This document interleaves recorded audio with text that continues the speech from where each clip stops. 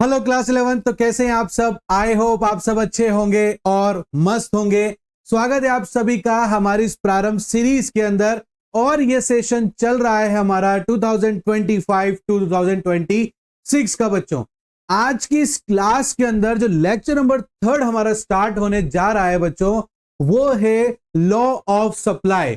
जी हाँ बच्चों, जैसे कि आप सभी ने डिमांड का भी लॉ पढ़ा था बेटा, उसी तरीके से हमारी सोशल साइंस के अंदर भी लॉ ऑफ सप्लाई है बच्चों। मतलब प्रोड्यूसर्स के लिए भी यहां पर लॉ ऑफ सप्लाई होता है बेटा। तो आज की क्लास भी बड़ी इंटरेस्टिंग रहने वाली है, प्लीज लास्ट तक जरूर बने रहना बेटा। तो स्टार्ट करते हैं आज की हमारी इस क्लास को और देखते हैं लॉ ऑफ सप्लाई में क्या होने वाला है। तो देखो बेटा, जिस तरीके से आप लोगों ने डिमांड में एक कंज्यूमर बन के उस पूरे चैप्टर को समझा था, इसीलिए मैं आपसे कह रहा हूं आप अब अपने आप को एक प्रोड्यूसर मान लीजिए और इस चैप्टर को उसी तरीके से समझना स्टार्ट कर दीजिए। जैसे ही आप अपने आप को प्रोड्यूसर मानकर इस चैप्टर को पढ़ना स्टार्ट करेंगे तो सारे के सारे डाउट आपके अच्छे से क्लियर हो जाएंगे बच्चों। तो चलिए देखते हैं बेटा लॉ ऑफ सप्लाई हमसे क्या कहता है। पहले हम दोबारा से एक बार और हमारी बात को रिपीट कर लेते हैं कि सप्लाई क्या होता है। तो देखो बेटा, जब एक प्रोड्यूसर मार्केट में दिए गए प्रोडक्ट की प्राइस पर उसकी एक पर्टिकुलर क्वांटिटी देने के लिए या सप्लाई करने के लिए अगर रेडी है बेटा, तो उसे ही सप्लाई कहेंगे। मैं हमेशा से एक बात कहता हुआ आ रहा हूं बेटा, बहुत सारे ऐसे शब्द होते हैं इकोनॉमिक्स में जिसे आप ऑलरेडी पहले से जानते हैं। तो जब भी आप उन शब्द को सुनो तो यह नहीं एक्सपेक्ट करना है कि कोई विचित्र बात आज हमें यहां पर पता लगने वाली है। सप्लाई वर्ड सुनते ही जो चीज, जो एग्जाम्पल्स आपके मन में आए हैं बेटा, जी हां, वही सप्लाई होता है। सप्लाई का मतलब जब एक प्रोड्यूसर मार्केट में सप्लाई देता है अपने गुड्स की, उसी को ही सप्लाई बोलते हैं बेटा। किसी भी चीज को ज्यादा टिपिकल आप लोगों को नहीं बनाना है, बड़े ही आसान से उसको समझना है बेटा। बस इसमें एक बात जरूर ऐड कर लेना बेटा, सप्लायर के लिए प्राइस बहुत मैटर करती है। वो हमेशा कोशिश करता है कि उसका प्रोडक्ट वो जब ही ज्यादा मार्केट में सेल करने के लिए या सप्लाई करने के लिए लाएगा, जब उस प्रोडक्ट की जो प्राइस है वो जितनी ज्यादा हो जाएगी, मैं उतनी एज अ सप्लायर सप्लाई दूंगा मार्केट में।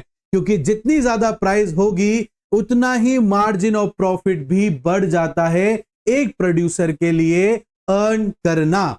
इसीलिए यहां पर लॉ ऑफ सप्लाई भी यही बोलता है कि supply of a commodity and price of a commodity have a same relation. If price rise then supply also rise, if price falls then supply also falls बेटा। तो लॉ ऑफ सप्लाई हमसे यही कहता है बेटा कि अगर प्राइस बढ़ी है किसी कमोडिटी की तो सप्लाई भी बढ़ेगी, और अगर किसी की प्राइस कम होगी कमोडिटी की तो सप्लाई भी कमोडिटी की कम हो जाएगी। It means price and supply have a same relation. और डिमांड में आपने क्या पढ़ा था बेटा? डिमांड में हम लोगों ने पढ़ा था कि प्राइस एंड सब demand have a inverse relation. Is that clear बेटा? क्योंकि वहां पर कंज्यूमर को फायदा जब होता है, जो प्रोडक्ट उसको खरीदना है वो उसे जितना सस्ता मिल सकता है वो उतना सस्ते में उसको खरीदने की कोशिश करता है। और हमारे यहां पर प्रोड्यूसर भाई साहब ये सोचते हैं कि जितना ज्यादा मेरे प्रोडक्ट का प्राइस होगा, मैं उतना ही ज्यादा उसकी सप्लाई मार्केट में अवेलेबल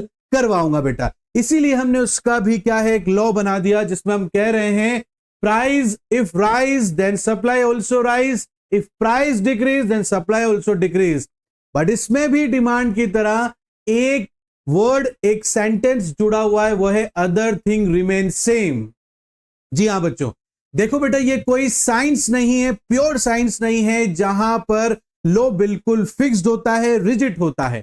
यह है एक सोशल साइंस, ह्यूमन बिहेवियर के ऊपर काम करने वाली साइंस। तो इसीलिए इसमें भी कुछ एजम्पशंस लेने बहुत जरूरी होते हैं, तभी वो लॉ ऑफ सप्लाई या लॉ ऑफ डिमांड काम करेगा बच्चों। तो यहां पर भी कुछ एजम्पशंस हैं, उन एजम्पशंस के साथ ही हम लोग समझेंगे कि लॉ ऑफ सप्लाई कब कब ऑपरेट होने वाला है बेटा। तो लॉ ऑफ सप्लाई के जो हमारे एजम्पशन है बेटा, प्लीज उसे भी ध्यान से देखना। Assumption of law of supply, ठीक है बेटा। पहला, पहला क्या है, no change in the price of other goods, no change in the price of other goods. बिल्कुल सही बात है बेटा। तो बच्चों अगर प्राइस में चेंजेस आएगा किसी अदर गुड्स में तो उसमें भी फर्क पड़ सकता है। कैसे, देखो बेटा, यहां पर सपोज करो एक प्रोड्यूसर है, ठीक है, और वो प्रोड्यूसर दो गुड्स के अंदर डील करता है, मतलब वो दो गुड्स को बेचता है। अभी तक उसको इस प्रोडक्ट के ऊपर ज्यादा प्राइस मिलता था, इस वजह से वो इस प्रोडक्ट को ज्यादा सेल करने की या सप्लाई करने की कोशिश करता था, और उसी टाइम पर बी पर उसे जो है प्राइस अच्छी नहीं मिलती थी, इसी वजह से बच्चों वो इसकी सप्लाई कम रखता था। बट अब हुआ क्या, इसकी प्राइस में चेंजेस नहीं आए, बल्कि अब इसकी चीज में चेंजेस आ गए, इसकी प्राइस में चेंजेस आ गए, और इसकी जो प्राइस है वो इससे भी ज्यादा हो गई। तो यहां पर क्या हुआ, इसकी प्राइस चेंज ना होने पर भी इसकी सप्लाई प्रोड्यूसर ने कम कर दिया। और मैं क्या कह रहा हूं कि सप्लाई में चेंजेस जब आएंगे जब प्राइस में चेंजेस आएंगे। इज दैट क्लियर बेटा? तो प्राइस में चेंजेस इसमें आए हैं, इसकी प्राइस बढ़ी है, इसकी तो उतनी की उतनी है, बट इससे ज्यादा इसकी प्राइस बढ़ गई, तो प्रोड्यूसर ने इसकी सप्लाई को बढ़ाकर इसकी सप्लाई को कम कर दिया। बच्चों आई बात समझ में? तो यहां पर इसकी जो प्राइस चेंज हुई नहीं, फिर भी इसकी प्राइस, हमारी सप्लाई क्या हो गई, कम हो गई बच्चों। तो इसलिए कहा गया है कि no change in the price of other goods. अगर प्रोड्यूसर दो गुड्स को बेचते हैं और वो एक गुड्स पर ज्यादा फोकस कर रहा है क्योंकि उसमें उसको ज्यादा प्राइस मिल रही है, इसलिए वो ज्यादा सप्लाई कर रहा है, और दूसरे गुड्स की प्राइस कम होने की वजह से उसकी वो सप्लाई कम कर रहा है। अब पहले वाले गुड्स की प्राइस चेंज नहीं हुई है, फिर भी क्या हुआ, दूसरे गुड्स की प्राइस पहले वाले प्राइस से भी ज्यादा हो गई, तो इसकी सप्लाई कम कर दिया। तो लॉ ऑफ डिमांड कहां ऑपरेट हुआ? लॉ ऑफ डिमांड तो ऑपरेट जब होता कि इसकी प्राइस भी कम होती, इसकी प्राइस तो चेंज हुई नहीं, तो इसलिए चेंज नहीं आना चाहिए दूसरे गुड्स की प्राइस में, नहीं तो लॉ ऑफ सप्लाई ऑपरेट नहीं होगा। Otherwise law of supply operate जब ही होता है जब चेंजेस होंगे। नेक्स्ट बेटा, no change in the price of factor of production, no change in the price of factor of production. ये फैक्टर्स ऑफ प्रोडक्शन क्या होता है, मैंने आपको पहले भी समझाया था बच्चों। फैक्टर्स ऑफ प्रोडक्शन ऐसी चीजें होती हैं बच्चों जो हमारे लिए कॉस्टिंग का काम करती है, जिनके बिना हम प्रोडक्ट को नहीं बना सकते। फैक्टर्स ऑफ कॉस्ट हमारे लिए लैंड होता है, लेबर होता है, मशीन होता है, रॉ मटेरियल भी होता है, और साथ ही साथ में वहां पर लगने वाला कैपिटल भी हमारे लिए जो है फैक्टर्स ऑफ प्रोडक्शन होता है बच्चों। अब फैक्टर्स ऑफ प्रोडक्शन की में भी प्राइस में चेंजेस नहीं आने चाहिए। अगर इसकी प्राइस में भी चेंजेस आए तो लॉ ऑफ सप्लाई ऑपरेट नहीं होगा बेटा। Is that clear?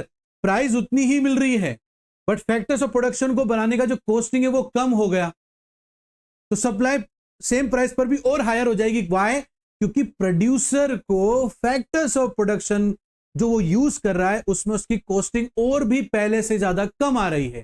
तो जब और भी ज्यादा पैसे कम लगेंगे उसके, तो उसको मार्जिन प्रॉफिट कमाने का ज्यादा मौका मिलेगा, तो वो सेम प्राइस पर भी ज्यादा सप्लाई देगा। तो यहां पर लॉ ऑफ सप्लाई ऑपरेट नहीं हुआ। लॉ ऑफ सप्लाई क्या बोलता है कि प्राइस बढ़ने पर ही सप्लाई बढ़ेगी, तभी लॉ ऑफ सप्लाई कहलाएगा, अदरवाइज वो लॉ ऑफ सप्लाई नहीं कहलाएगा। इसलिए कहा है कि जो फैक्टर्स ऑफ प्रोडक्शन की कॉस्टिंग चल रही है ना, वही चलते रहना चाहिए, उसमें कोई चेंजेस नहीं आने चाहिए। अगर चेंजेस आ गए बच्चों तो लॉ ऑफ सप्लाई अच्छे से ऑपरेट नहीं कर पाएगा। ठीक है बेटा। थर्ड है नो चेंज इन टेक्नोलॉजी। बिल्कुल सही बात है। देखो बेटा, लॉ ऑफ सप्लाई कहता है कि प्राइस बढ़ने पर सप्लाई बढ़ती है, प्राइस घटने पर सप्लाई घटती है। Is that clear? बट बेटा टेक्नोलॉजी सेम रहनी चाहिए। क्या रहनी चाहिए बेटा? टेक्नोलॉजी सेम रहनी चाहिए, टेक्नोलॉजी में बदलाव नहीं आने चाहिए। अब प्राइस तो सेम गिवन चल रही है भाई, 100 रुपीज चल रही सपोज करो, ठीक है। अब 100 रुपीज आपको अच्छे लग रहे हैं तो आप उसमें ज्यादा सप्लाई दे रहे हो, राइट बच्चों। अब हुआ क्या, आपका जो टेक्नोलॉजी वो बहुत पुराना है, बाकी आपके सारे कॉम्पिटिटर नई टेक्नोलॉजी लेकर आ गए। अब वो क्या कर रहे हैं, गिवन प्राइस पर भी ज्यादा सप्लाई दे पा रहे हैं। तो लॉ ऑफ डिमांड कहां, लॉ ऑफ सप्लाई कहां से ऑपरेट हुआ? नहीं हुआ ना बेटा। या फिर आप अपने ऊपर ले लो, प्राइस वही मिल रही है आपको प्रोडक्ट की, अब आप नई टेक्नोलॉजी की मशीन लेकर आ गए, जो पुरानी वाली से ज्यादा काम करती है कम समय के अंदर। अब दिए गए प्राइस पर उससे भी ज्यादा सप्लाई कर पा रहे हो, तो लॉ ऑफ सप्लाई कहां से ऑपरेट हुआ? लॉ ऑफ सप्लाई किस सिचुएशन में ऑपरेट होता है, किस कंडीशन में ऑपरेट होता है? प्राइस बढ़ने पर ही सप्लाई बढ़ेगी। Is that clear? प्राइस गिरने पर सप्लाई गिरेगी। ये सिद्धांत अगर चलता रहेगा तो ही लॉ ऑफ सप्लाई ऑपरेट होगा, otherwise law of supply operate नहीं होगा। अब यहां पर प्राइस वही मिल रही है और आप क्या कर रहे हो बेटा, टेक्नोलॉजी और अच्छी वाली लेकर आगे, तो कम समय में आप और ज्यादा सप्लाई दे पा रहे हो, तो लॉ ऑफ सप्लाई कहां से ऑपरेट हुआ? नहीं हुआ ना बच्चों। इसीलिए कहा गया है कि टेक्नोलॉजी के अंदर बदलाव नहीं आने चाहिए, वो भी उतना का उतना ही रहना चाहिए। लास्ट है बेटा, no change in the goal of the producer. No change in the goal of the producer. Is that clear बेटा?